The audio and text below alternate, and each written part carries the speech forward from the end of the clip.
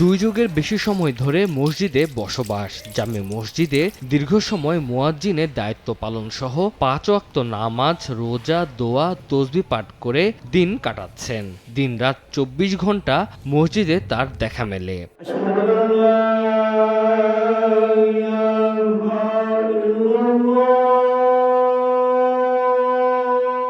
পৃথিবীর কোনো লোভ ভাবনা তাকে স্পর্শ করতে পারেনি। কেউ আগ্রহ করে খাবার দিলে খান, খাবার না পেলে আল্লাহর ধ্যানে মসজিদে দোয়া করে দিন কাটান। পৃথিবীতে একমাত্র বোন ছাড়া আর কেউ নেই। সহায় সম্পত্তি বলতে কিছুই নেই, এমনকি বিয়েও করেননি।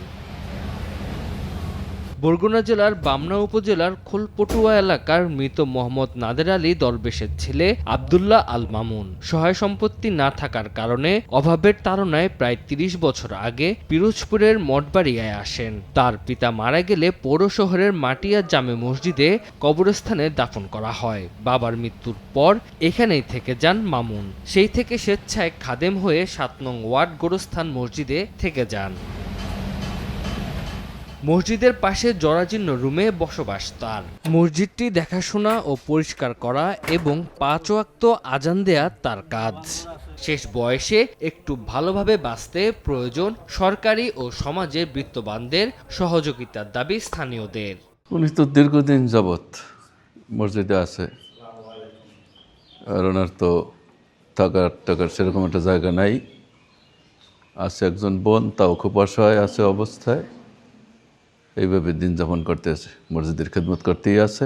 সরকারভাবে এর যদি কোনো উদ্যোগ নেওয়া হয়, একটা ঘরের ব্যবস্থা করা হয় বা একজন থাকার জন্য কোনো একটা ব্যবস্থা করা হয়, তাহলে খুব ভালো হতো মনে হয়। ধন সম্পদ বলতে নাই, বলতে যা বুঝি, যা চলাফেরায় যা বুঝি আমরা, সে কিছু নাই। যদি এইভাবে তাই সাহায্য পায় তাহলে হের হাত দ্বারা একটু ভালো হইবা। আমি মসজিদে খেদমত করি, 5 ওয়াক্ত আজান দিই, তারপরে কুরআন কাসান এইগুলো করি। অনেক বছর থেকে থাকি এই জায়গায়। আমার একটা ঘরের দরকার এই পৌরসভার ভিতরে। উপজেলা সমাজসেবা কর্মকর্তা জানান, বয়সের কারণে এতদিন সামাজিক নিরাপত্তা বেষ্টনীর আওতায় তাকে আনা সম্ভব হয়নি। তবে এখন সব ধরনের সুযোগ সুবিধা পাবেন তিনি। ইনশাল্লাহ আমি অচিরেই তাকে ভাতার আওতায় নিয়ে আসবো। যেহেতু ওনার থাকার কোনো জায়গা নাই, ওনার জমি জমাও নাই, উপজেলা প্রশাসনের সাথে আলাপ করে কোনো আশ্রয় কেন্দ্রে নিয়ে যাওয়ার জন্য আমাদের আশ্রয় নেই, সেটা পারবো যদি উনি যেতে চান।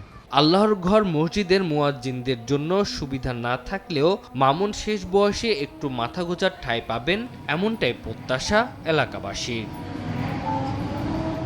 সময় সংবাদ, পিরোজপুর।